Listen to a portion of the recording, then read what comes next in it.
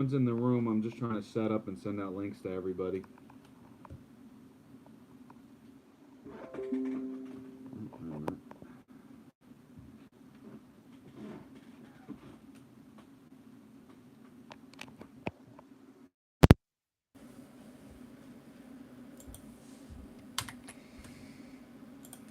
I know the beginning of these live streams are usually boring. I don't use the live stream service. I pretty much do everything on the fly. Uh, Here we go. I'm going to mute myself. Actually, hold on. I'm going to check my microphone. I think we're okay. Actually, hold on. I'm going to check my microphone. I think we're okay. Let's see.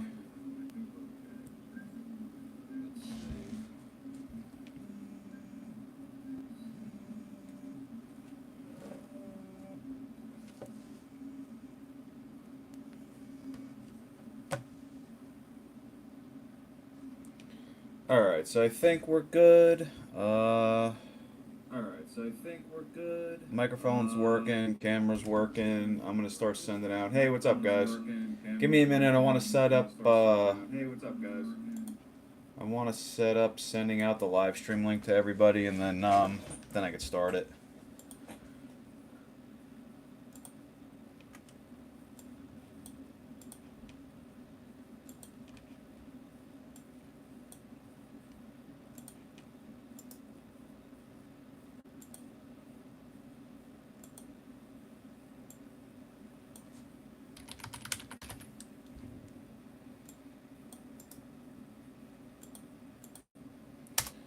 Alright, so I'm sending out the links to everyone that I think might want to join.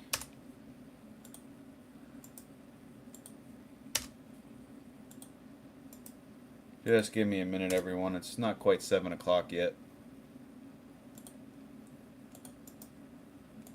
Eric, I think you're in here already. My apologies if I sent you an invite.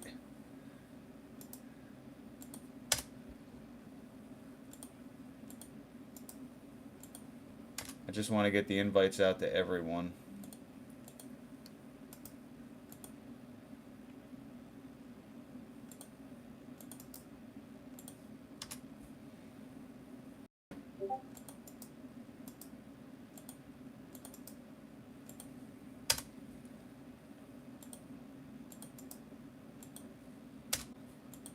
Sending an invite to my brother today. Hopefully he actually hangs out. He might be at work. He's out in Texas.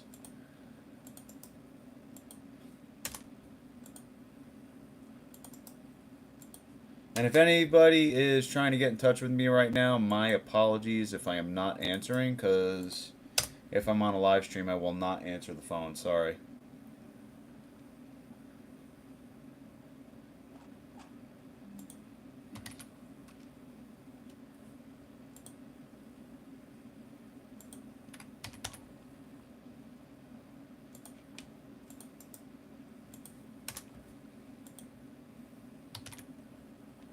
I think I need to come up with a better way of getting word out. Okay. Alright, I'm almost done. There's a lot of people. I'm doing the best I can. Give me a sec. Oh, wait, let me go. Today I have the Discord server open, so I am putting a link into the Discord server. Oh, it's not letting me do it, actually. Let me try that again. There we go.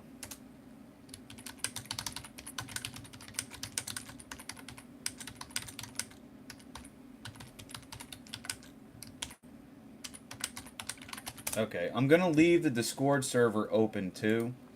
That way, if you guys are in the Discord server, I can, read your responses and talk to you there too. Oh, my apologies. I didn't realize the camera wasn't in a good spot. Oh, I think that's good. Hold on.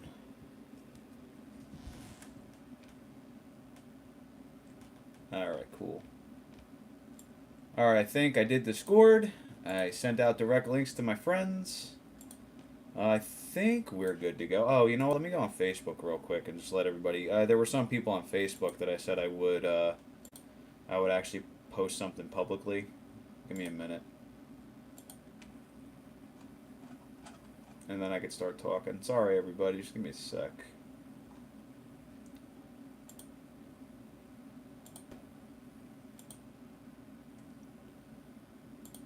put up a picture and a link.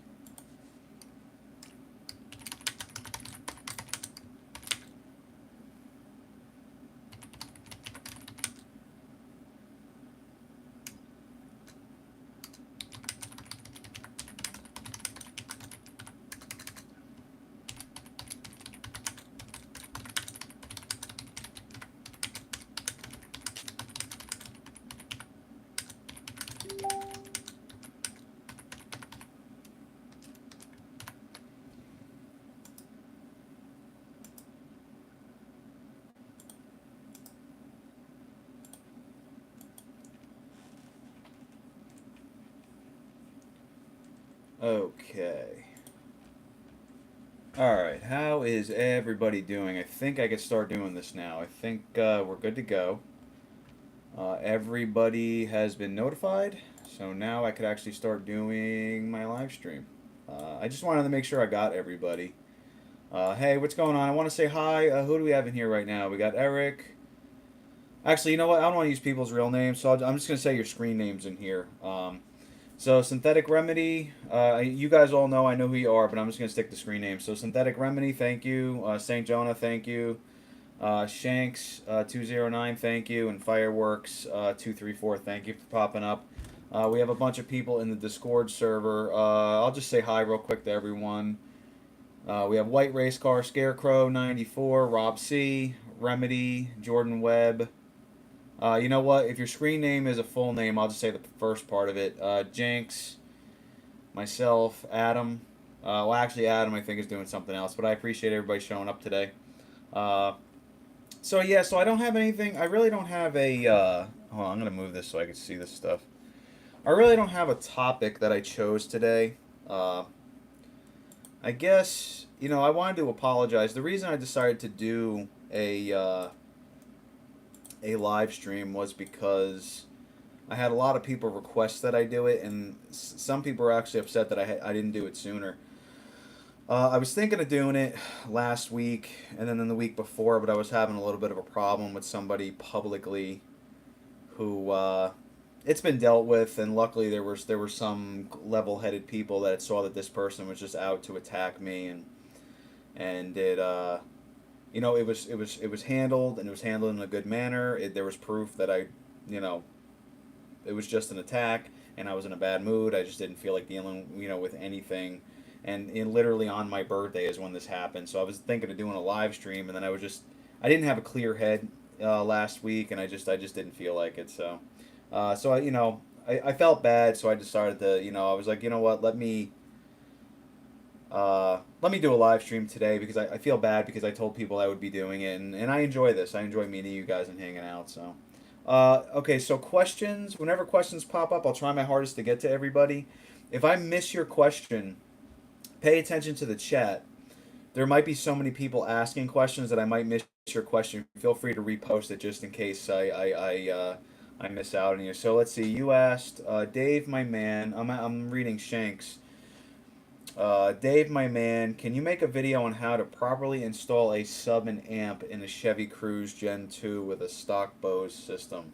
Yeah, you also said, haters. You're right. This person, they had their reasons. They had their reasons, which I thought was sort of ridiculous, because I would never do that to anybody either. So whatever, they had their reasons. It came, I dealt with it, and now I'm over it, and I know in the next time this happens, I'll be prepared for it because I know the motivation behind it. All right, so Shanks, I want to finish answering your question. So do I want to do a sub amp so with subs and amps, the good thing is the only thing that's car specific would be like in the Chevy Cruze, the tapping into the radio, because you're going to need an audio signal. So it's been a long time since I did subs. So basically you're going to need to feed an audio signal into your amplifier. So if you just want to control the subs, you can probably tap into the speaker wire to get the audio signal, and then you can use a subwoofer bass controller You probably want to use a capacitor. So, here's a topic that I see pop up a lot. If you have a Gen 2 Cruise, a lot of people are asking about upgraded alternators.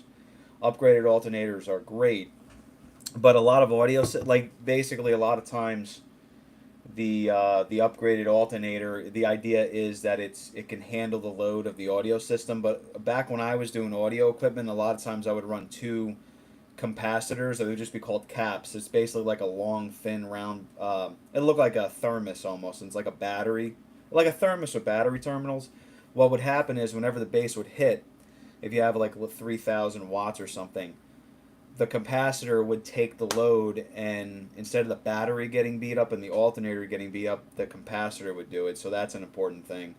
But a lot of that stuff is universal. The only thing that's like cruise specific would be like how to get your audio signal and where your wires would be. Maybe I could do something like that. Let me figure out. Since you mentioned it, it's going to be in the back of my mind. So maybe I can do an informational video for everybody just to have the information in a video form. I'll do the best I can. I'll figure it out. Actually, some people are posting some good information. So Synthetic Remedy said two green wires in the driver's side B pillar. So I guess what is there? Is there a Twitter up there or something like that, or a tweeter? Is that why those wires are there? Oh, Bo, what's going on, man? How you doing? Just when am I making an 8 piston kit? He's referring to brakes. So Bo is he's a G8 owner, so a lot of the G8 guys know me as the brake guy, and a lot of other people on YouTube know me as like the Chevy Cruise and the Cobra guy. But I sent invites out to everyone because I wanted to see everybody today. Like I said, I was in a bad mood, so I basically decided to do this. I decided to do this live stream just to hang out with everyone because I talk to you guys all the time, but every once in a while I just enjoy just being me. Uh, yeah, 8 piston. You know what's funny, Bo? In Australia on the HSV W1. So in Australia, the HSV W1 would be like a four-door G8 with a ZR1 supercharger, and they have an 8 piston Brembo setup with like a 15-inch rotor.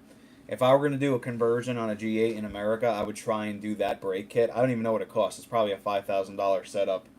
Let's see. Blue Hatch 93, you said there's a Bose tap and an amp output. Oh, you know what? The factory car probably has like 100-watt amps built in. So what you could do is you could probably shut down the factory amps and then use the aftermarket amp as well. Let's see. Synthetic said there's a left-right door speaker. Just install the converter for the RCA cables. Oh, cool. Okay, so they have a converter now. I would imagine the converter lets you splice into any audio wire, and then you get like an RC plug-in that you can tap into. Yeah. Okay. Yeah. Perfect. So there's an amp in the trunk. I haven't messed with it, but I guess it's under the sill plate. Like if you lift the trunk underneath where the speakers would be, right behind the back seats. It's probably where it would be hiding.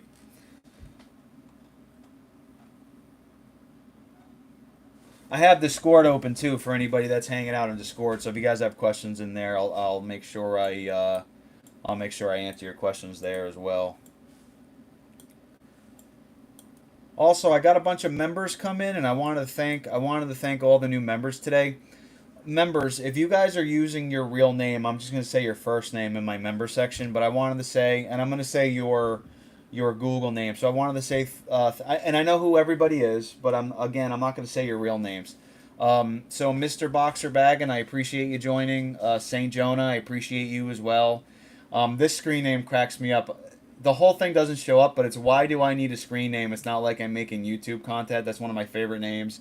A Big Brain, I appreciate you joining. Adam, I appreciate you joining.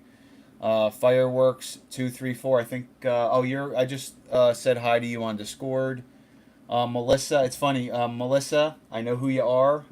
You've never been on a live stream, but I know exactly who you are because I talk to you through email all the time. Thank you.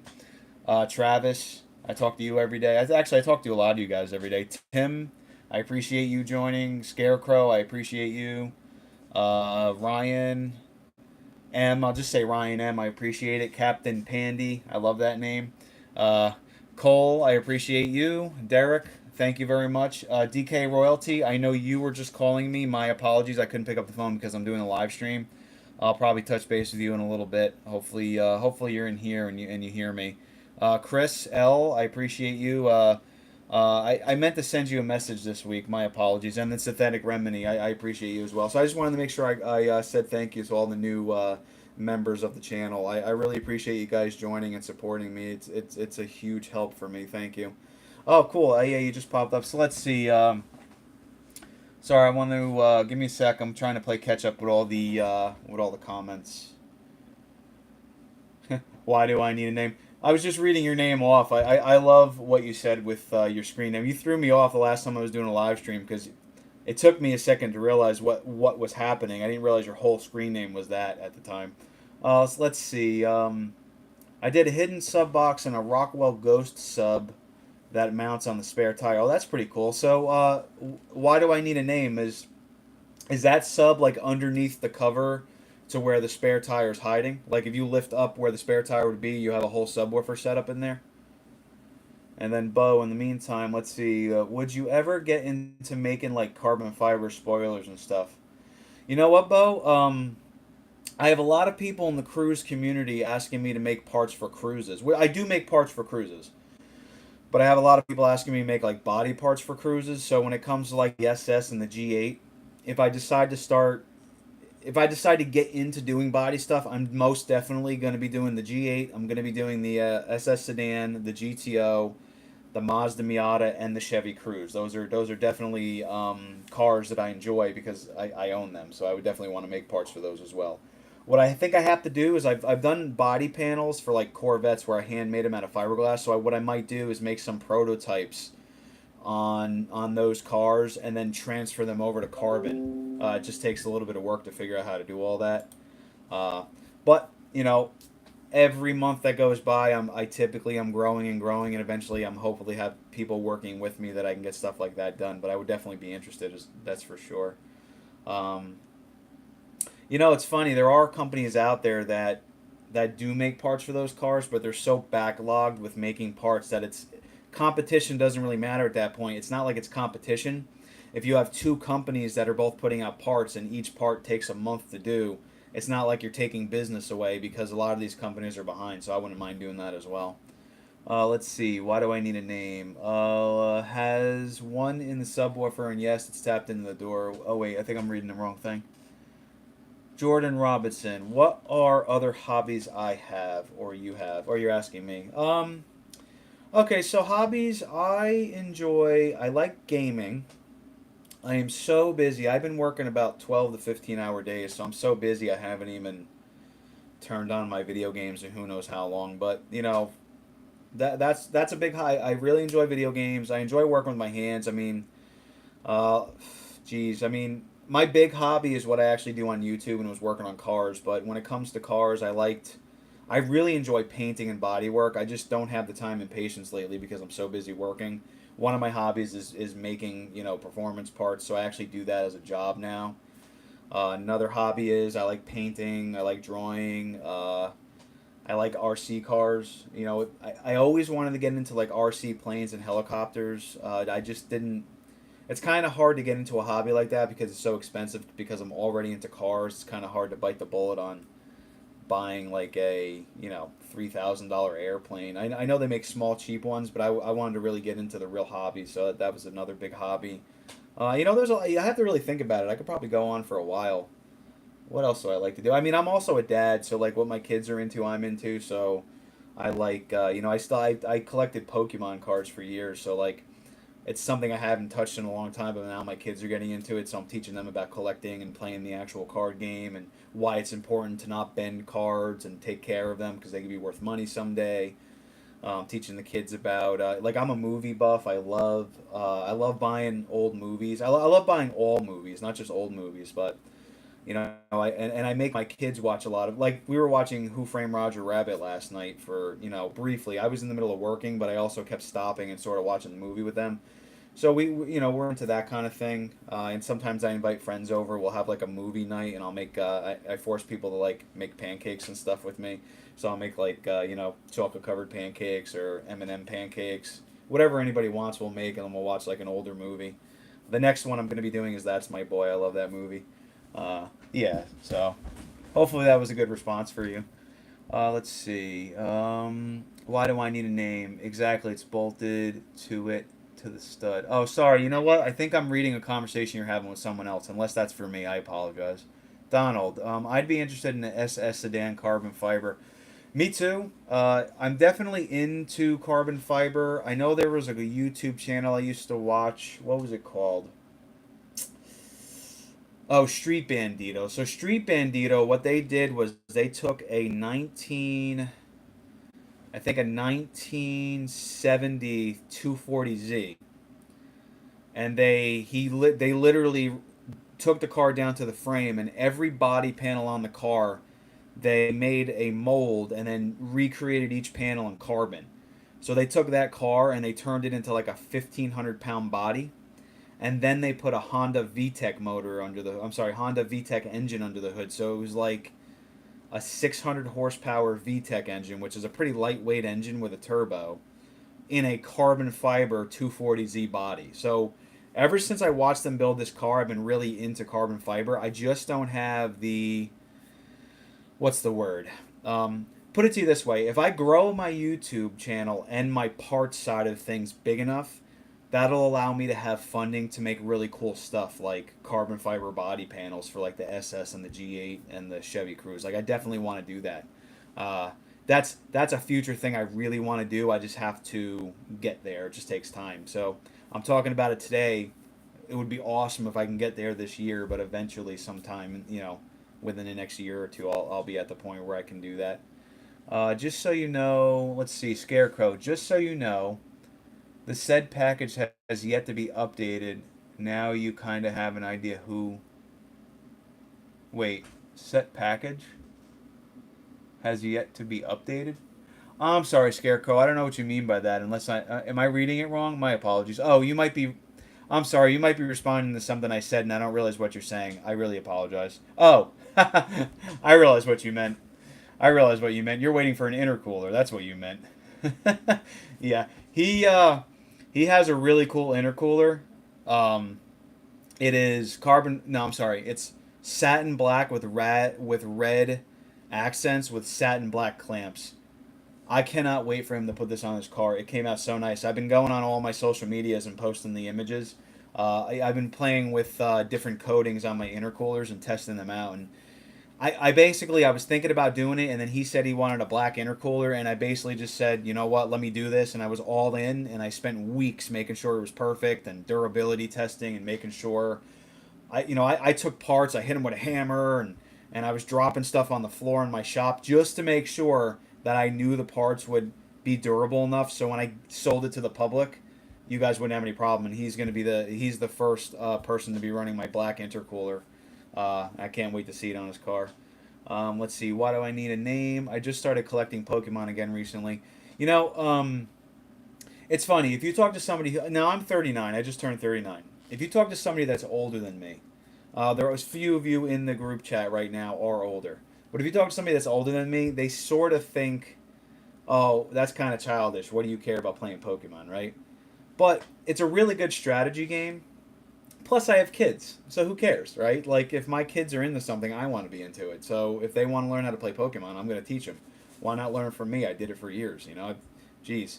So with the cards, I have some cards that are worth a lot of money. And like a Charizard card, right? The very first Charizard card. I remember it took me years to finally get one when I was younger. And when I say younger, I mean like 10 years old. Took me years, and that card, in perfect shape with the right things on the card, might be worth thousands of dollars. My kids might be getting cards now that are brand new that maybe 20 years from now could be worth 10 grand.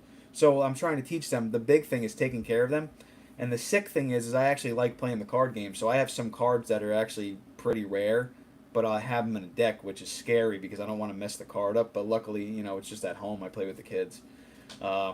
Let's see, Bo. We were talking dry versus wet oil filters. All right, so that's actually, you know what, Bo? I'm glad you said that. Air filters. This is my 2 cents on air filters. It is not something it's not something like I opened up an article and did a bunch of reading on. this is my 2 cents on air filters for a reason. So in the cruise community, right, the mass airflow sensor is incredibly sensitive. In fact, the Chevy Cruze, when it comes to electronics and the ECMs, like monitoring sensors, it is the most sensitive car I've ever messed with in my life. Even to the point to where even if the batteries, even if the car is off, right, batteries connected, car is off, you unplug a sensor, plug it back in, turn the car on, you'll have a check engine light. Even though the car is off, the computers are still monitoring stuff. So a lot of these cars have, most of the time when you get a car, what's the first two things you do? Cold air intake and an exhaust. And a lot of times you spend $400 on an air intake. On your car, an air intake on a G8 could be $600, $700. They're so expensive that you don't want to change. Like the last thing you're going to think about is changing your air filter once a year. So a lot of these expensive companies put out these cleaners, right? So the cleaners are an oil, and a lot of these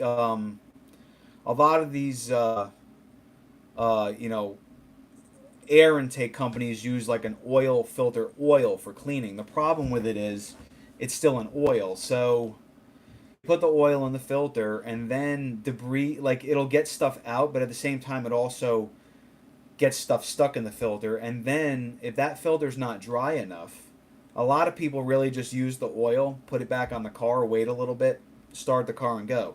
The problem is that oil it retains dirt too. Then when you start the car, it gets sucked into your air intake system. If it gets past the mass airflow sensor, I'm sure your engine will survive. But a lot of times that stuff gets caught in the mass airflow sensor, and it can actually cause problems with your car. So that's one of the reasons I don't like the wet style. I prefer to maybe take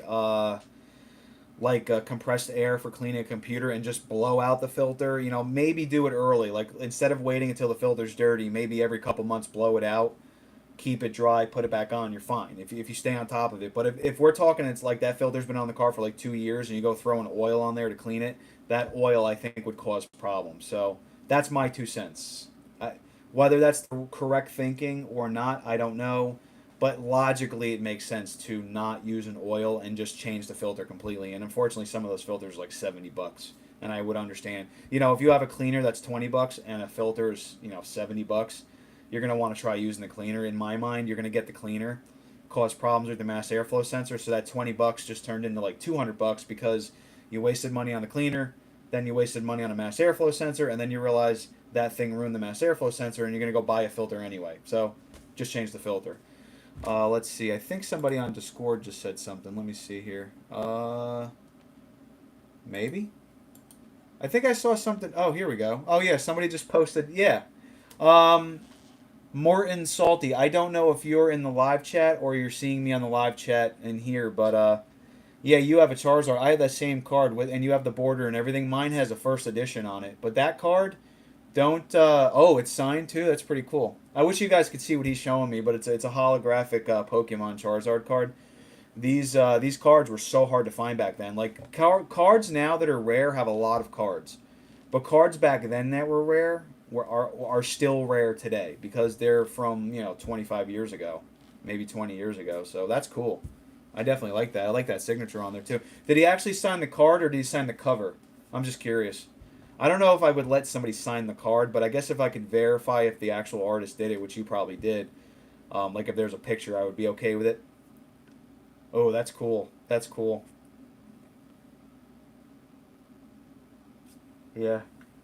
Let's see. Let's see. She took a. Oh, that's even better. So you have a selfie with the artist, and they signed the card. So that right there, if you got it graded, that card would probably be worth a lot of money. That's pretty cool. Let's see. I'm gonna catch up on some of the YouTube.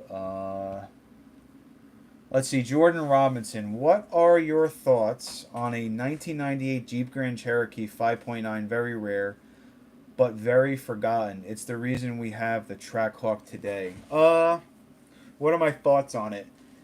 My thoughts, I'm not a big Jeep guy, but it doesn't mean I hate Jeeps. I've just never gotten into Jeeps because I was always a car guy. If I were going to get a Jeep, the Trackhawk is my jam. And if this is an older version, I like it even more because typically I gravitate towards older vehicles. So most of my vehicles are like, 2005, 2007. I have a 60s Cobra. Well, it's not a real Cobra, but it's based off a 60s car. 2001 Miata. So like a 98 Jeep with a 5.9 liter V8 under the hood. That's definitely something I would enjoy, especially if you do some, you do like a 6-inch lift with some big 30. I would imagine like 31s would look really nice on that truck. Used to be the world's fastest SUV. That truck, the Jeep, what is that called? The Jeep SRT8, the Trackhawk, and then the Dodge Durango SRT. Those are all I would consider being in that same family, and I definitely like all of them. I'm a huge fan. If it weren't for the fact that the newest ones were like almost $100,000, I might think about getting one because I have a family and it's really cool to have like a 7-seater with a supercharger and paddle shifters. But I definitely dig that. I like that question. Oh, you're in YouTube chat too, Morton. What is your name? What's your name in the YouTube chat, actually? I try my hardest to remember who everybody is. That's why I'm just going by screen names right now, because there's so many people. I don't want to say people's names wrong. Let's see. Scarecrow, I know who you are. I just don't want to say people's names because... Fopiano, how you doing? Oh, let's see. I made it to this one. I left a like.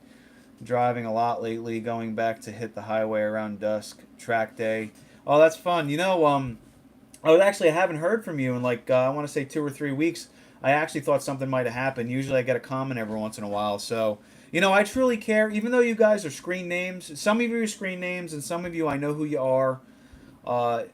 Everybody matters to me. And when I don't see someone commenting, I worry about you guys, believe it or not. And you, Fopiano, you have been a subscriber of mine, I think, since I started. So I've basically known you for almost 2 years now.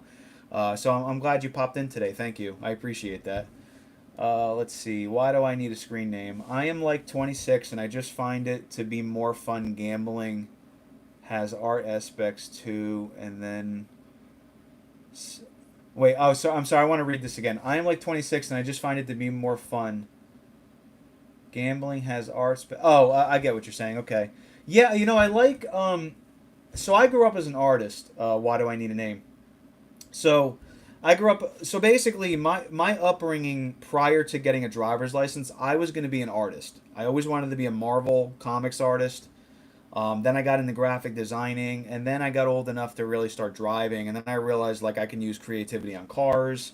And then I sort of put artwork behind me, and I kind of started using my artistic ability on cars, which is why people know me in the world of like custom brakes, because I like taking calipers and taking them from looking like an old pile of crap, or maybe rebuild them, or maybe get a new one, strip it down, and I get to use my creativity to make something look nice. So in the world of Pokemon, right, especially with Pokemon cards, the artwork on the cards is what drew me in. Basically, up until the Pokemon card game showed up, it was like mostly maybe Marvel cards, which was really cool. And then you had baseball cards, which was really cool. And then you got Pokemon cards, which sounds immature, like kitty. But it was amazing artwork. Dragons and electric and fire dragons and wolves and, very powerful... flying type stuff, but then you can battle the cards, right? So it was the first time I was exposed to like battling. So I had this cool artwork I was collecting, really cool characters I was into, and then the artwork got me excited. So then I would learn how to draw more, like mystical characters, and it was a lot of fun. Plus, I was like maybe 10 years old, so the cartoon was active at the time. So it was a lot of fun being able to be immersed in this stuff because I was really into the the comic side of things and the video games. And then now that I'm older, there's a value behind it. But at the same time, I still enjoy, like when I see like when I'm at the store and I see a pack of Pokemon cards that I can buy, I still get the urge every once in a while to just buy a pack and open it just because it's a lot of fun. It's almost that's some of the gambling that you might be talking about, because you might put out. I remember when I was younger, I spent like $30 on a box of like a whole box of cards. Back then, $30 wasn't a lot of money. Actually, that was a lot of money. I would imagine now it's probably maybe $75 for a box, and that was a gamble because you could spend $30 on a whole box and literally have no shiny cards. I feel like now they give you a shiny in every pack, but back then, you could literally open up, a pack of Pokemon and it'd be like energies and trainer cards and a couple like non shiny, uh, uh, you know, non Halo cards, which was womp. You lose out, unfortunately. Okay, so I'm gonna catch up on Discord. I see some people are messaging. Let me see what you guys are saying. Oh, cool. Okay, thanks for letting me know. You guys are messaging in different areas, so I'm still learning Discord. My apologies if I am like an old man when it comes to Discord. I saw somebody say something. I just don't know where they messaged. My apologies if I don't see your message. If you're messaging me on Discord, I'll try my hardest to look for you. It's funny. I don't want to say so. Jordan. So I think I was telling you this week that like helping with Discord is like helping going to your grandfather's house and programming the VCR. Like Discord is something new for me. And I actually really enjoy it. I find myself going on while I'm editing at night. Sometimes I'm at my computer at midnight editing, and I find myself stopping editing and then just sitting on Discord having a really nice conversation with like 10 people, and I kind of enjoy it. I try my hardest to go to each one of the medias that I'm on and just say hi to everybody. And Discord so far has been a lot of fun. Very laid back. Everyone's pretty nice. Let's see. Donald. Yeah. Let's see. Well, hold on. Scarecrow. Let me go to you first. So I would do a compression test. I don't know what the exact pressures they are. Are they supposed to have to be in the lower? Wait, what was this? Oh, did somebody ask a question? Oh. Oh. Piston 1 isn't firing hard. Oh, hold on. Give me a second, guys. Let me catch up. Compression test. Oh, wow. Okay, hold on. Daniel. Daniel, you said invest in a thick card protectors. Posting a picture of a card myself. Oh, okay, Daniel, that was you. Okay. Let's see. Why do I need a name? AEM Dry is where I place my money, but it's weird. AEM is owned by K&N, who makes the oil system. Yeah, sometimes. Well, I tell you what. Why do I need a name? The oil system is fine if you're running a speed density tune. So if you're running a speed density tune where it's based on pressure, an oiled air filter is not a big deal. But if you're running mass airflow, just stay away from the oiled system and just save your money and buy a brand new filter. Don't even bother. I guess that's a good rule of thumb to have. Maybe that's why they both exist. Let's see, Scarecrow, Jeep Comanche, bulletproof inline 6. Yeah, what's funny? With an inline 6 engine, I'm always a V8 head. With an inline 6 engine, to me, it didn't start. Inline 6 engines didn't start sounding good until the Supra. So like mid 90s, the Supra found a way to make an inline 6 engine sound really nice. A lot of inline 6 engines throughout the years really sounded like a generator engine. I have not heard the Comanche engine, so I don't know what that sounds like. So if you're a Jeep person, please don't take it as an insult. I just don't know what that engine sounds like. But I will say, hearing the 2JZ with like twin turbos and a straight pipe exhaust makes me love 6 cylinders. So yeah, that did it for me. So let's see. My 2018 Cruise, I broke down, and during acceleration it bogs. It's not spark, injectors, or coils. Mechanic said engine is blown. Okay, April Lush. I think I'm saying your name right. You are the third person in the last 2 weeks to talk to me about a cylinder 1 misfire. It seems a lot of times it's going to ring failure. So what I would suggest well, hold on. Scarecrow mentioned compression test, but when you say it's not the spark plug, injectors, or coils, when you say it's not the injectors, did you actually physically put a new injector in? Or, actually, let me just answer my question. How did you determine the injectors are not the problem? That's just what I want to know. Let's see. Jordan, you can pick up a clean niner for... Oh, are you talking about the Jeep? I'm sorry. A clean niner? Niner. Oh, Jeep Comanche... Wait, I'm sorry, man. I missed you guys. Okay, hold on. Wait. All right, Robin. Jordan. You said you can pick up a clean niner for up for $5 grand. I'm assuming that is the Comanche you're talking about. And then Blue Hatch 93. Buy a used engine, swap it, or rebuild it. Piston one isn't firing as hard. How much would a used engine be? April. So a used engine. Actually, I have a friend. If you're on my Facebook group, I have a friend, uh, Gary. Um, if you go on the Facebook group, I could hook you up with somebody who can get you an engine for a good price. I think used engines are about $400 to $600 ish, depending on how far they're being shipped to you.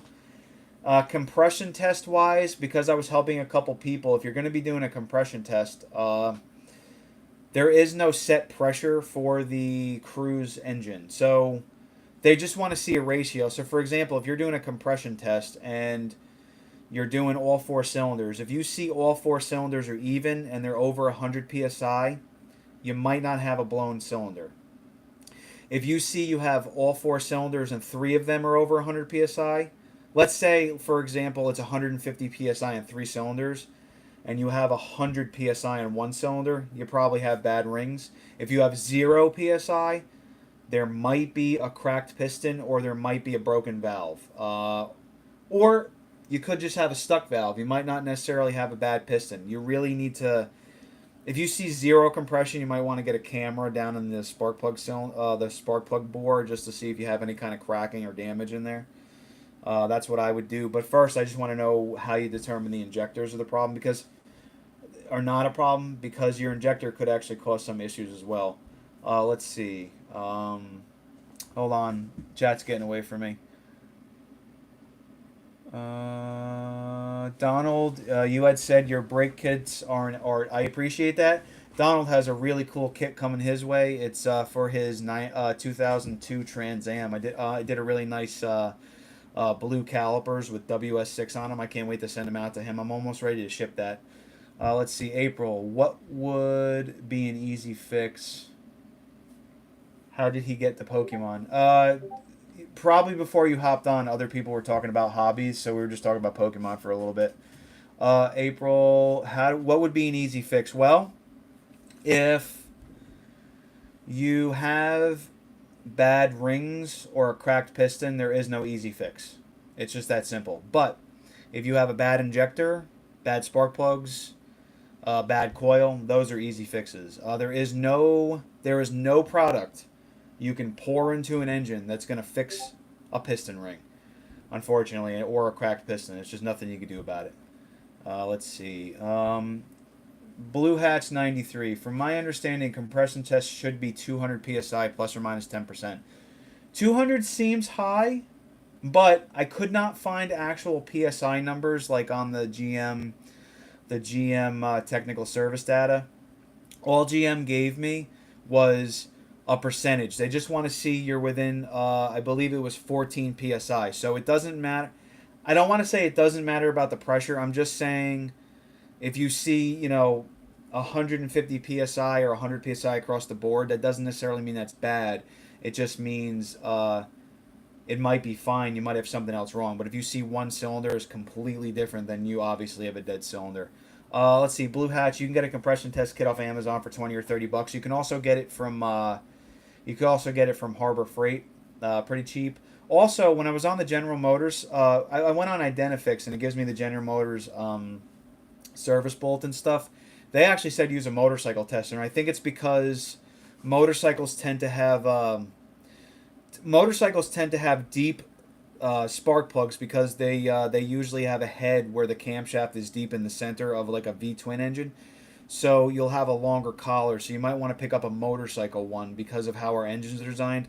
The spark plugs there's a very little tiny like opening for the spark plug, and they're real deep into the cruise cylinder head. So maybe look into a motorcycle one. I'm just bringing that up because it was in the General Motors technical data. Let's see. What if it's a cracked piston? Is that replaceable? A cracked piston is replaceable. The problem is if a cracked piston damaged the engine block might need to be bored out.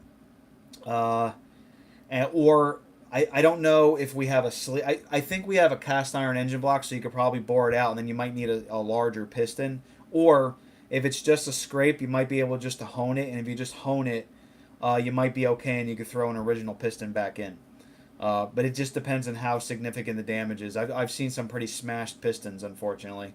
You also have to worry about your cylinder head too. Did you have any knocking? Um, did you have any like hard banging? That's a good way to tell if the piston was causing any damage anywhere else. Jordan, I know somebody who got charged like $500 at a dealer to fix their damage from an oiled filter. Oh wow, that's what I'm talking about. $500. I mean, if you think about it, let's say an oiled filter. Let's say you throw that thing on there. The oil gets into the mass airflow sensor, and let's say because of that, let's say maybe it damaged the boost sensor. That's the very actually no. You have on the cruise you have right off the bat from the filter you go to the mass airflow sensor, which is like 3 inches away. Then it gets into the turbo, which has a map sensor. If that oil got into the turbo map sensor and damaged the mass airflow sensor, just changing those two sensors and the labor right there is $500 probably. And then you still have to buy another filter because you have oil in it and you might want to put a dry one in. So that might cost you another $60-70 on top of that. And then you're paying dealer rates, which is like $120 an hour probably. Let's see.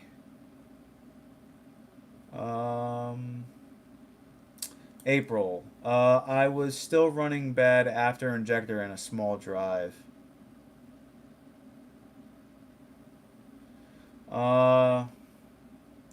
If you're still running bad after changing the injector, there could be something else going on. Was it?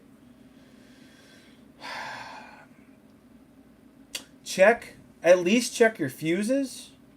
Check to make sure the coil itself is actually firing. So, for example, April, let's say you changed your coil, but didn't actually confirm the coil is sparking. There is a chance that the circuit to the coil could be dead. So at least verify if the coil is sparking. They do sell these.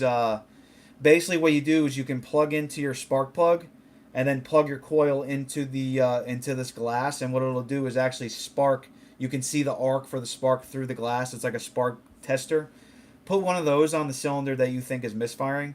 Make sure you actually have spark. If you don't have spark, you might have an ECM issue or maybe wiring to the coil.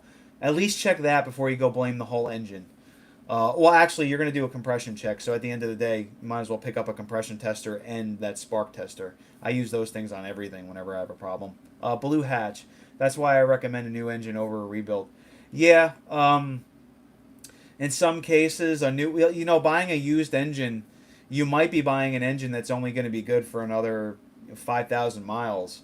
Maybe 10,000 miles, and sometimes you'll get lucky. You put an engine in. I mean, if you're going to buy a used engine, probably buy a 2019 engine.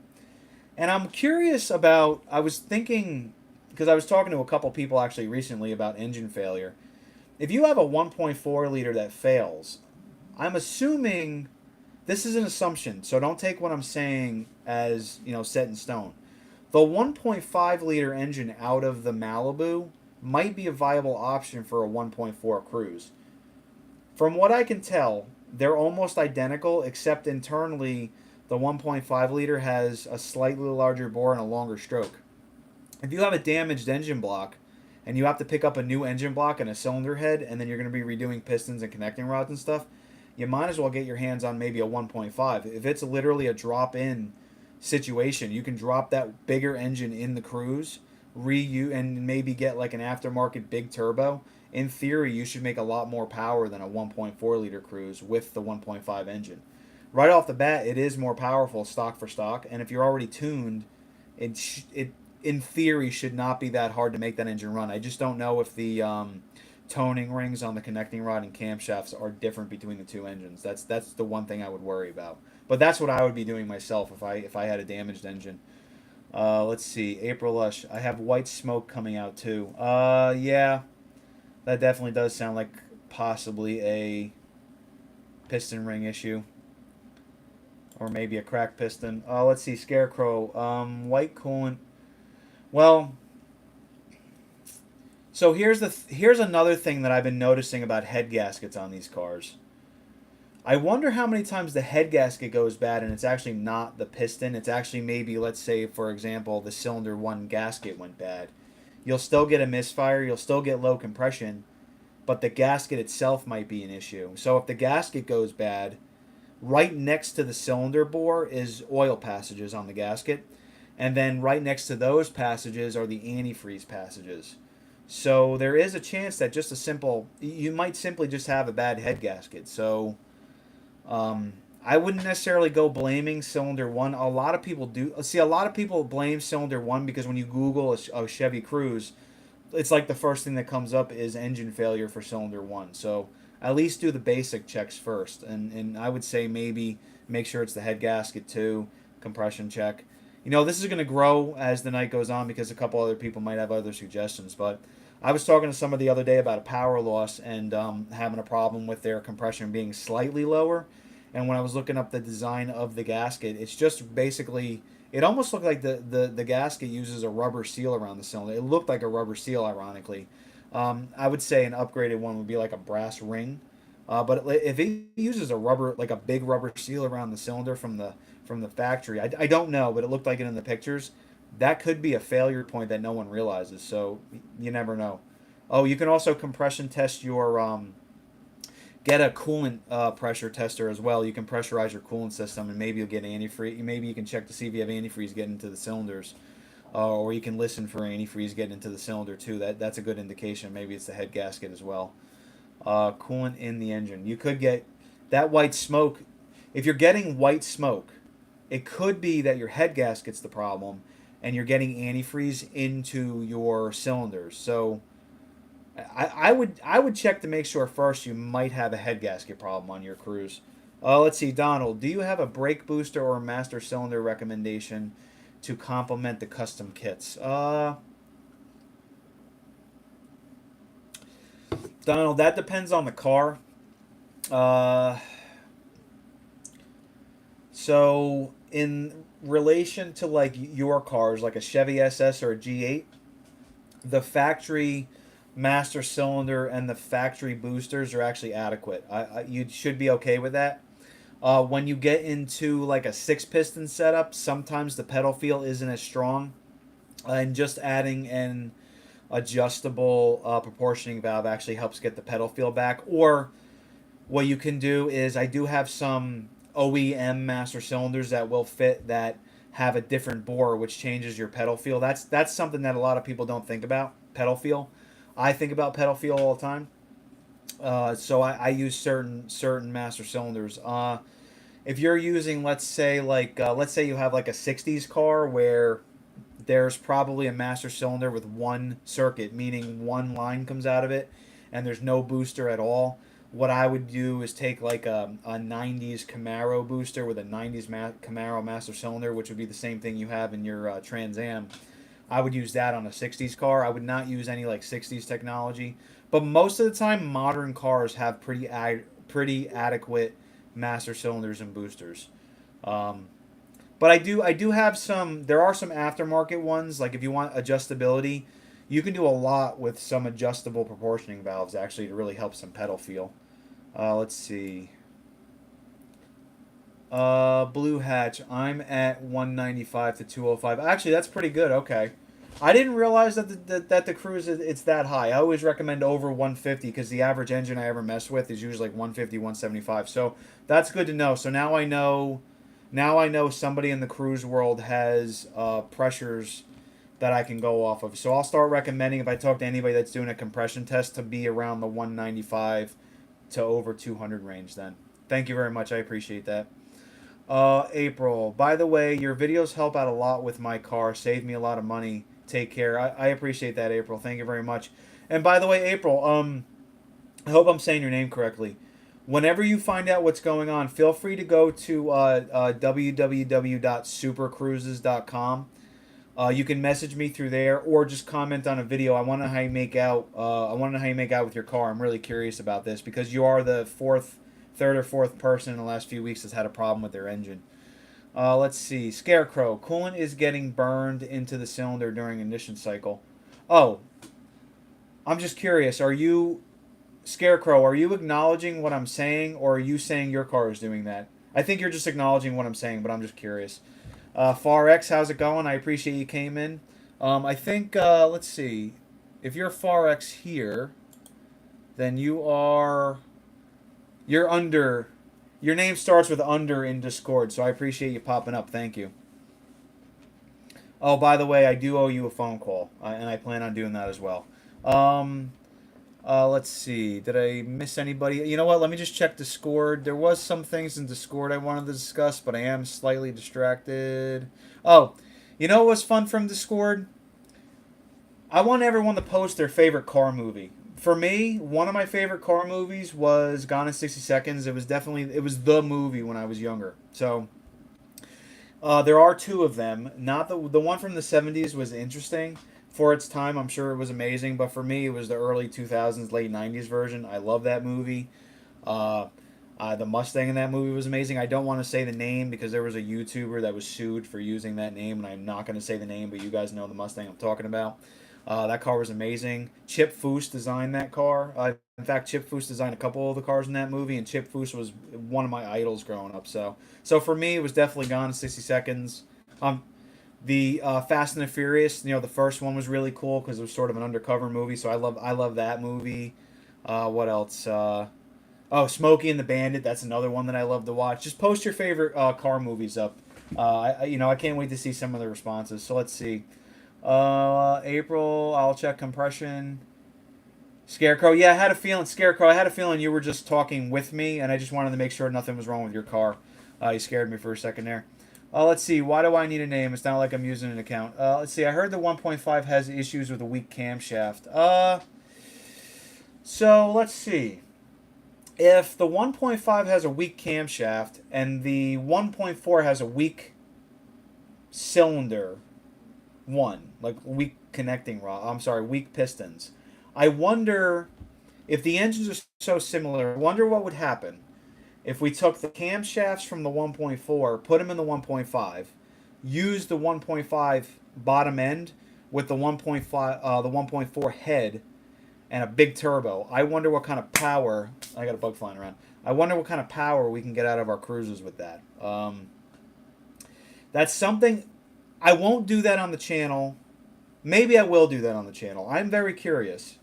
If I blow my engine, I mean, I'm pretty up there in horsepower, so there's possibly a possibility that I might. But since I have a 2017, there's always a chance that I might blow my engine. If I do, I will probably do the 1.5 swap and maybe look into figuring out camshafts. That might be something I would consider doing. I also may have found a company that could do custom camshafts. So that might be a future project for that car. Because I do want to take it to the next level, but I have to budget everything because my YouTube channel isn't just about cruises. And I did pick up another big build that I want to do on the channel, which I have. Well, people who are part of the membership know the car. They already know what it is. I don't want to give it away now, but I'm going to be doing another video series along with the cruise series, and I don't want to put so much money out on the cruise that I can't get to the other car, and then I have 7 projects sitting around waiting to get finished. Because if you guys noticed in the background, my Corvette pretty much hasn't been touched for over a year, and actually today was the first time I worked on it, and God knows how long. Let's see. Bernard, how's it going? I appreciate you hopping in. Thank you for emailing me. I enjoy talking to you as well. How about doing a leak down test to confirm where the air leak is coming from? A leak down test. If you're talking about...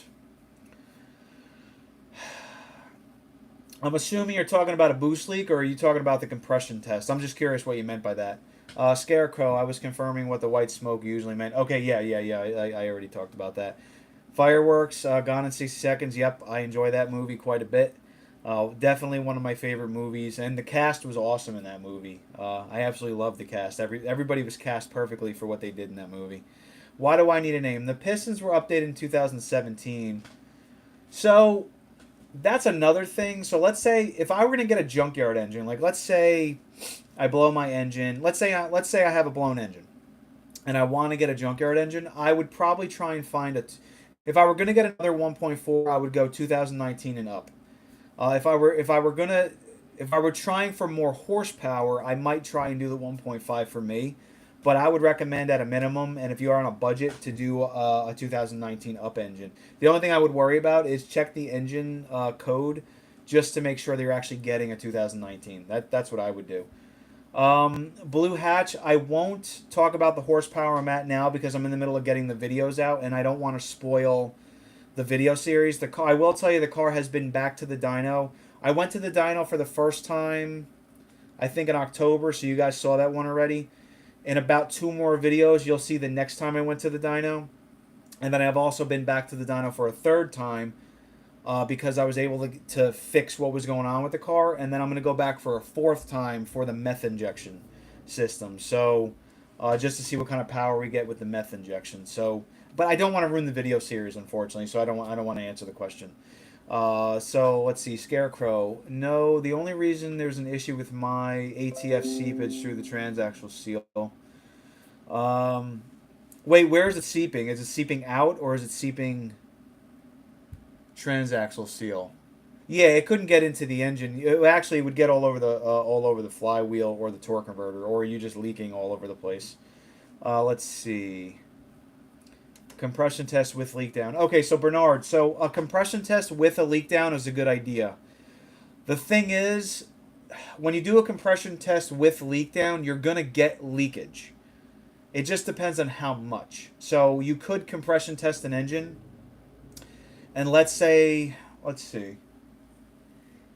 I think there's a range. Let's say you have to let it hold for 30 minutes, and if you lose a couple pounds in 30 minutes, it's normal. But if you lose a couple pounds in a few minutes, that might be a problem. It could be a valve seat. It could be a piston ring seal. You know, the sealing of the piston rings. It could be a head gasket. You know, that's how you would do that. Yes, I did drop the link in Discord. I just don't know if everyone saw it. Maybe I should redrop the link. Let me see here. I'll put the link back into Discord just in case. That way I know it's there. Okay, I just did it, just in case. Let's see. I'm going to go over to Discord real quick and just talk about... Let's see here. There was a lot of messages. I know for me, everybody, you know, you guys have the right to make fun of me because I really am like an old man. Oh, Donald, so you were sharing. He showed us his Chevy SS. Unfortunately, it was sent to the graveyard. It was smashed pretty good. He spun out. But you have a gorgeous white one now that I absolutely love. Everybody loved it in Discord. I appreciate you sharing that. Let's see. Scarecrow. Out. Not enough to leave a puddle, but... Yeah. Oh, so where it's probably leaking since your front wheel drive... Oh, are you saying put the Discord link in here? Oh, okay. You're gonna make fun of me. I don't know where it is. I don't know where the Discord link... Do me a favor. If you're in Discord right now, just put the link up so I can grab it and put it into the chat so you guys can get the link right here live from me. It's going to take me forever to figure it out. I'm not joking. I'm still learning Discord, and I'm very sorry for not having the link available. Oh, or if you have it and you just post it, thank you. I appreciate that. All right, what was I just talking about? Let's see. Oh, Scarecrow. So... If you're leaking, so basically what you're going to need to do is you're going to have to get the car up in the air. You're going to have to basically separate your struts from the steering knuckle. Separate your axles from the steering knuckle. Pop the axles out, and then you're going to have 2 seals. You should be able to pry those out with a screwdriver, or maybe what you can do is drill into it, put a screw in it, and then use a pair of pliers and yank on it. And then just pop a new sealant on each side. That's really the only thing you can do about that. Do not pour anything in your transmission because if you have any like stop leak, it's going to end up causing more problems in the future than you want to deal with. And you definitely don't want to clog up a filter because then you can starve your valve body and cause even bigger problems. Please don't do that. But that's really the only fix for that. If that's what's happening, that's probably why. The only other thing that could be leaking, there's probably 2 spots. Your transmission has a seal in the center of it, so when you rebuild the transmission, you're going to split it. There's probably some sort of rubber gasket. It's very rare for that to leak, What would possibly leak would be the main seal behind the torque converter. That could be leaking. You might be dripping down from there, possibly. Why do I need a name? My rear main seal weeps oil, but I ignore it. To be honest with you, when I was younger, I used to freak out about that stuff. Now that I'm older, you know what? If I have to throw a quart of oil in my car once a month, once every 2 months, it is what it is. I'm not going to. I'm in the middle of redoing. You guys are going to see a video coming out soon of the Acadia. I had to. That's like a 20-hour job. And if I had to do that just to change a seal, if that thing was shooting oil out, I will not want to pull that transmission back out again. It is a nightmare. At least on a front-wheel drive cruise, it's not as bad. But that truck, man, I had to take apart so many things to get that transmission out. It was a nightmare. And it all started because I was afraid to put the truck on my lift. It weighs 5,000 pounds. My original idea was to drop the engine and transmission out of the bottom and lift the truck up over it, and then pull the transmission out. I decided to disassemble the entire truck, thinking I could pull the transmission out of the front easily. Well, like 20 hours later, I finally got it out. It was a job. At least on the cruise, I don't think it would be that hard, but man, was it a nightmare. And if I put this transmission back in and it's dropping oil, I'm not pulling it back out. Nope, sorry. Maybe to shoot a video I might do it, but if it were just, let's say I didn't have a YouTube channel and it were my everyday truck, no thank you. Let's see, I never have to top it, but a droplet is just sitting for a week. I wonder, do you park the car in the same spot? Is that where you see it all the time? Like the same drops in the same spot in your driveway or something? Is that why? Sometimes it's just build up because you just park in the same spot all the time.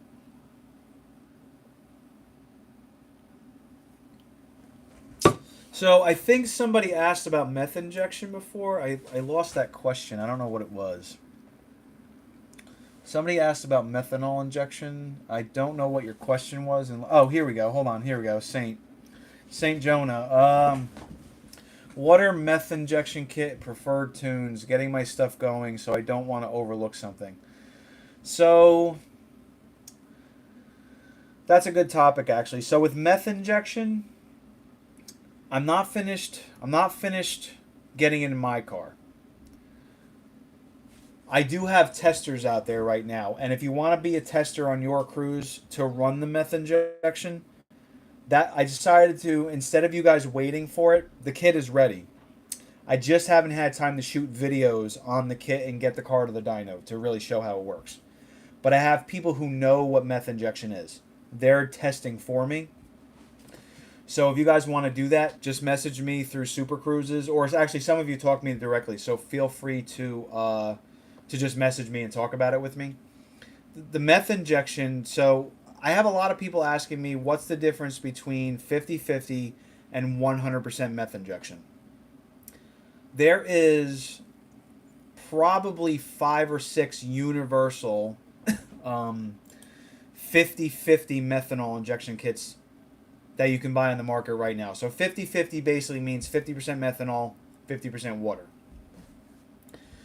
You can get one of those kits for like, I don't know, $300 to $500. It's just a universal kit that works on basically any car. You just wire it up. All the lines plug in with a quick connect. They're all plastic. The pump has a lot of plastic parts in it. It's not really designed to use 100% methanol. There's not a lot of safety features involved with those kits. The kit that I'm designing for the Chevy Cruze, or the kit that is designed for the Chevy Cruze, has a lot of safety features built in. For example, there's a filter. So what happens is, let's say the pump fell apart, and there's chunks of debris going through the lines. Instead of it getting in and causing damage to the engine, there's a filter that catches the debris. If that filter catches the debris, it shuts the system down. If the filter gets clogged because the methanol is just dirty, it shuts the system down. If you're low on fluid, it shuts the methanol system down, and there's a light that lets you know. If you're just low on fluid, there's another light that lets you know you're low on fluid. My methanol system has stainless steel braided high pressure lines. It has a stainless steel pump designed for 100% methanol. It has an injector designed for 100% methanol with stainless steel lines. It's designed to be high pressure. So let's say you had 100% methanol. Let's say a line blew open on a cheap kit and just literally just sprayed flammable fuel all over your engine bay. Well, a hot turbo could set that stuff on fire. The 100% methanol system is designed to be high pressure. There shouldn't be anything blowing open like on those cheap kits. Plus, being designed for 100% methanol, you want to have everything be stainless steel, because if you were to put 100% methanol into a 50-50 kit, one of those cheap kits, it will destroy a pump. It will destroy. A lot of times it'll damage the lines. It'll cause leakages. You don't want that kind of thing. So that's why I designed 100% methanol system.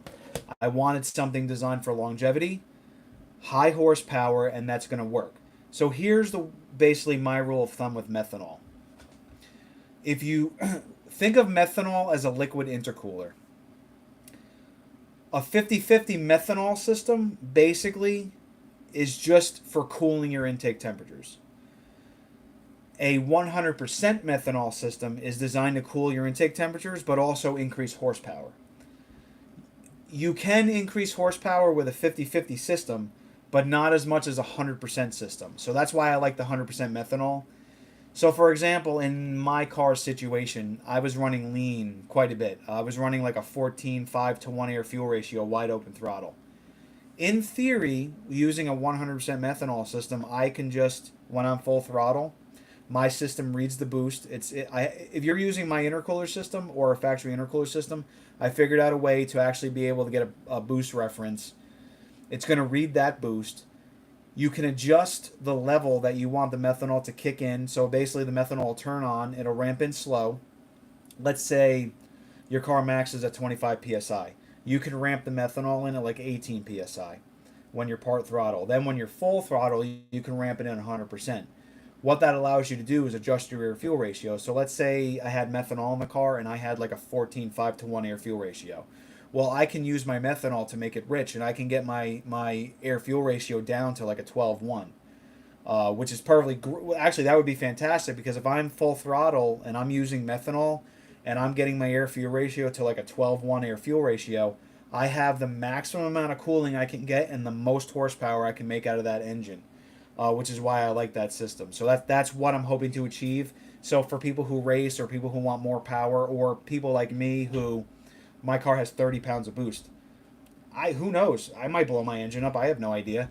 I'm doing everything in my power to make sure I don't, which, considering I'm running 30 pounds of boost, I want the methanol in the car, because when you're compressing air in cylinders, even with an upgraded intercooler like I offer, you are still going to have some hot temperatures in those cylinders from compressing the air and fuel.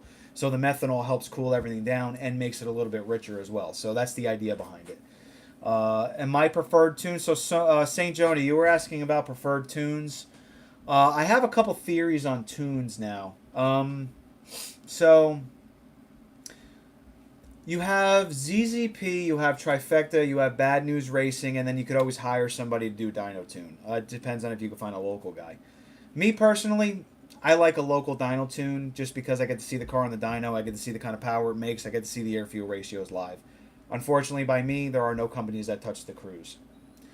If you're the kind of person that does not want to do any modifications to your car other than a tune, I think Trifecta is actually a good tune to have, because if you're doing very little things to the car and you're not bringing the car to the next level, Trifecta is great, because if you don't really need to do data logging, you don't really need to make a lot of updates, I would recommend Trifecta.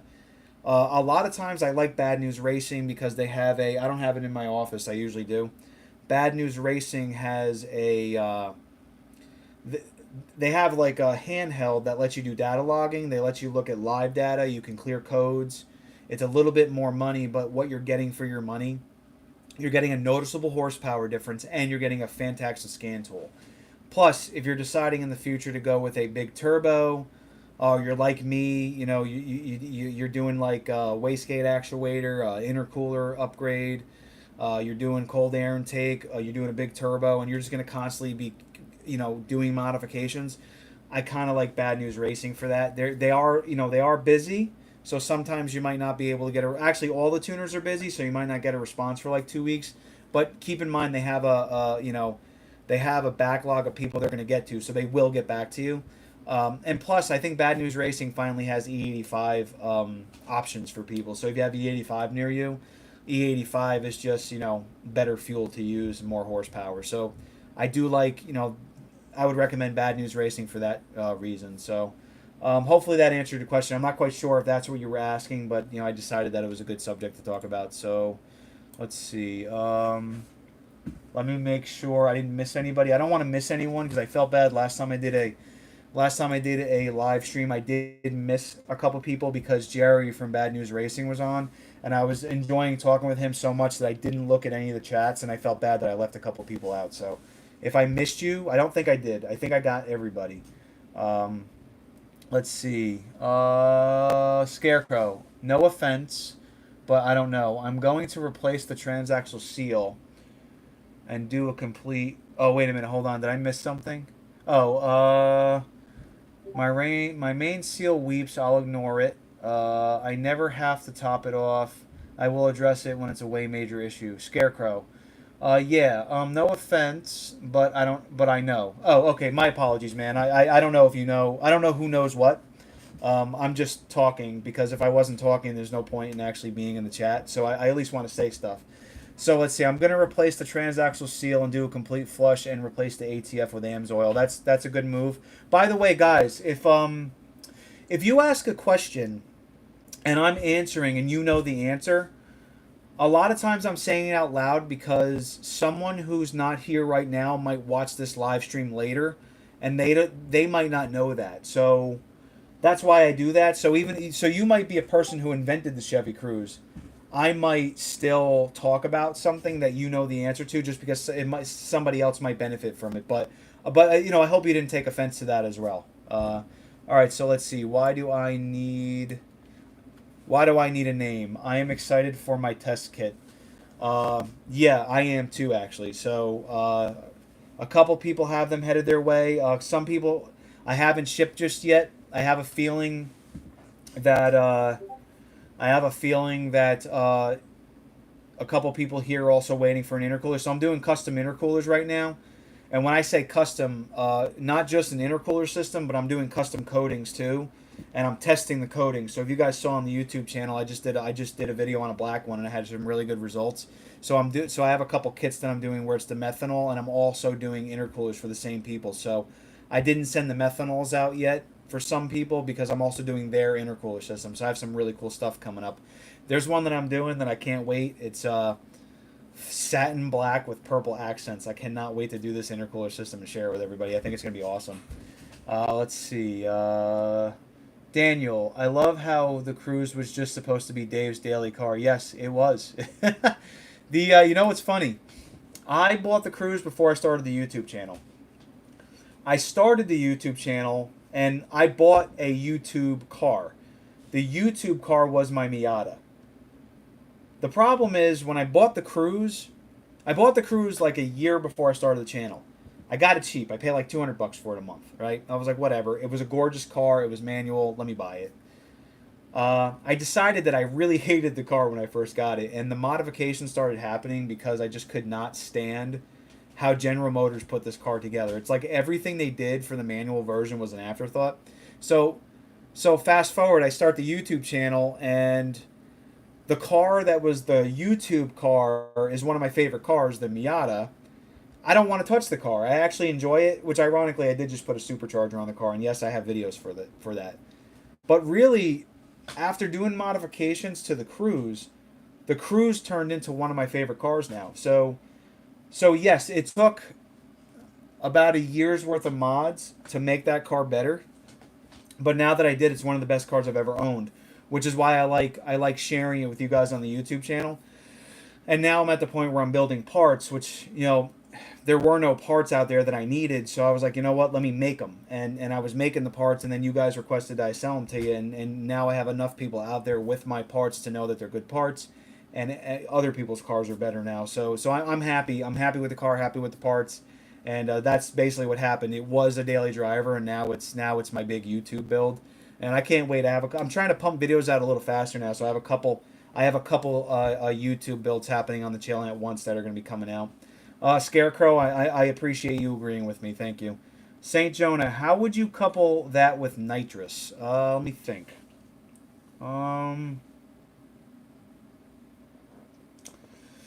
Let me think. So nitrous, that's a tough one. Nitrous is a pretty cold burn too. I guess I would have to think about how you're doing your nitrous. So put it to you this way: if your car makes 400 horsepower and 150 of that is nitrous, and you're still running lean and you can't get it to go rich, then I would add methanol on top of it. Or if you find that your intake temperatures are too hot, so maybe with nitrous, for some reason you still have a hot intake burn, maybe back off a little bit on the nitrous and go a little bit more on the methanol, because the methanol should provide more cooling. You have to balance it out on the fly. If you're a drag racer, a big brain, you're a drag racer, so you would know what I'm talking about. A lot of drag racers have to mess with their tunes on the fly. Today that might work, and the next time you're at the drag strip, you might have to change it around. But that's what I would do. I'd maybe dial back nitrous and increase the methanol a little bit.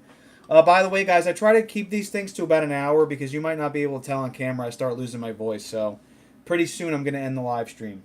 I just want to give you guys a heads up. A Big Brain, I know who you are. I was letting everybody know earlier that I'm not saying anyone's real names. I will touch base with you on our chat and talk to you about a test kit. I don't want to put prices on here because I don't have a final kit price just yet. But the testers are getting quite a bit of money off to be a tester for me. Let's see, Donald, the Pearl White LSA. So what he means by that is he has a 2017 Chevy SS, and he wants to do a supercharger, which I'm pretty excited for. In fact, Donald, if that car is not your everyday driver, I was willing to actually have you ship the car to me if you wanted, and I could actually do all the work for you and do a video series on the car. Because I don't want to put a supercharger on my SS because I sort of use that as my everyday. That's my weekend car. Like, my Chevy SS is perfect in every way, and I don't want to do too much to it. Because I have so many other projects, but your car, I don't mind doing a supercharger kit on. Let's see, El Casper. Keep up the good work, man. I like your content. I want to make a similar build like you. I have a 1.5 turbo. I know I won't get as much horsepower. Oh, Casper, do you have a Malibu? I'm just curious. Actually, A Big Brain. So we were talking about a 1.5 swap on the. Just so you guys know, I don't want to say his name, but he actually has a world record cruise. He's running about a 13.3, 13.4 in the quarter mile. Just to give that some perspective, a stock C5 Corvette runs the same quarter mile time as his Chevy Cruze. To me, that's amazing because a stock C5 Corvette is a 5.7 liter with like 350 horsepower, and his is a 1.5 liter Chevy Cruze. So just to give you an idea of how fast that car is, it's a pretty cool car. I put some footage of it. I think one of my big turbo videos, I think my last video, I put a shout out to him in it. You can actually see the car run. It's pretty cool. Donald, I still have to sell the idea. Yeah, I don't blame you having to sell the idea. For me, I promise you, it'll be very low, if anything, a very low labor charge if I even decide to charge you for doing the work. I just honestly want to. I have no problem doing the build for you. I work on my friends' cars all the time. In fact, my first big build on the channel ended up being my friend's Jetta, and that's actually his car. So I started out doing a lot of Jetta videos. So I do have a following in the Jetta world, sort of. Not as big as the Cruze, but I don't mind working on other people's cars. Casper, yeah, you have a Malibu. Just so you know, Casper, I have a couple people who are members of the channel that also have Malibus that are going to be running my intercooler kit. We figured out a way to run my Cruze intercooler on your Malibu, and I actually have a wastegate actuator for your car as well. Yes, you can get some pretty good power out of the Malibu engine as well. In fact, a lot of the stuff I'm doing you can do to the Malibu. There are differences. Like, for example, you can't take the wastegate that I offer to the Chevy Cruze community and put it on the Malibu. It will not fit, so do not buy it. There is no aftermarket wastegate for the Malibu, but I do have one that I was working on because I did get my hands on a Malibu Turbo. I figured out how to make it work on a Chevy Cruze, but in the end, I decided it actually made more sense just to get a big turbo. But I do have videos coming out on that idea. I'll explain later. If you want, Casper, go to www.supercruises.com. It's super, CRUZES.com. Message me directly and I'll elaborate a little more on the Malibu for you. Donald, I need to take a vacation and visit. Yeah, I talk to you on the phone every once in a while. You're a really cool guy to talk to. My neighbors love some of the stuff you were sending me that you do in your garage. He has a really cool hobby. I'm not going to say what it is out loud because some states are different, but he's a really cool guy. El Casper, can you definitely send me info on how much for a wastegate and an intercooler? I'm not going to talk prices on the live stream because I don't like setting stuff in stone in videos price wise because, for example, people in my membership get a discount, so they might have paid much cheaper. If you're a friend of mine, you might have gotten a good price. If you're on a, if you are on a, if you're on a budget, I might have given you a really good price. You may have bought an intercooler back when I first designed them, so they might have been a different price back then. So just message me directly and we'll talk via email. Actually, a Big Brain brings up a good point. So you could get an aftermarket wastegate if you swap the turbo. If you actually get a turbo from Bad News Racing or Turbo Bay, it is for a 1.4 liter engine, but it will work on the 1.5 liter engine. So if you actually get the Turbo Bay turbo or Jerry's Bad News Racing turbo, you can use my intercooler, my wastegate, and actually make them work on the Malibu. That's another thing you can do as well. I believe Bad News Racing has one turbo, and Turbo Bay, even though it's not on their website, they have 4 different versions of their turbo. And actually, I've been talking to Matt at Turbo Bay. I'm actually designing another version of a turbo. I'm not going to tell you what it is, but it's going to be different than what everybody else is doing. I'll explain that in a video. In fact, if you want to message me directly, I'll explain that directly. I just don't want to do it in a video in a live stream right now. Well, most definitely after this video, messaging you about the turbo recently.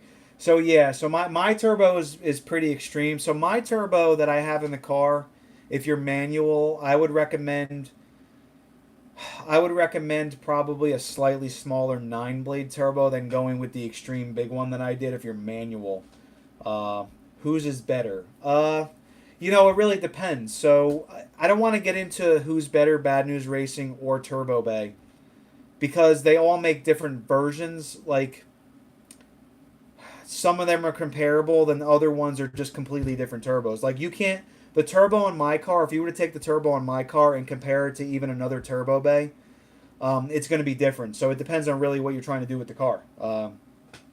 So yeah, I mean, I don't want to really get into that. They're both good, and they're both dyno tested, and there's a lot of people running them.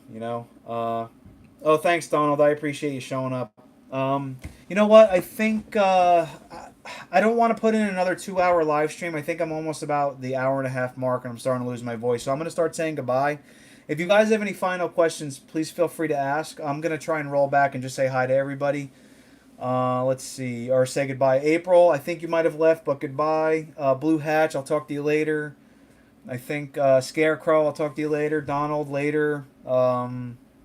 Scarecrow, I think I said. Why do I need a name? Actually, I'm going to read your whole name now. Why do I need a name? Not like I'm using this account for producing content. That's his entire Google name, and I think that's awesome. Bernard, I appreciate you showing up. What else? Scarecrow, I think I said bye. Fireworks, thank you for coming. Farx, thank you. St. Jonah, I appreciate you popping in. Big Brain, I appreciate you showing up. I think, well, that's everybody. Look, I know there's more people watching who aren't talking. Daniel Pinto, I appreciate you showing up. I know there's a lot of people watching and not everybody comments. So just the people who I can see in the live chat, I'm saying thank you to that are active right now. So there's actually a lot of you. Let me see here. I think I have everybody who's active. Oh, Jordan, I appreciate you popping in. Shanks. Synthetic Remedy, thank you. Yeah, all right. So I appreciate you guys coming in today. Yeah. I guess I'll just say goodbye. You know, it's funny. Anybody who talks to me on the phone, I say the same thing. I suck at saying goodbye. So I'm just going to call it quits tonight. Have a nice day, everybody. And I appreciate you guys popping in. And, yep, I'll see you later. Bye.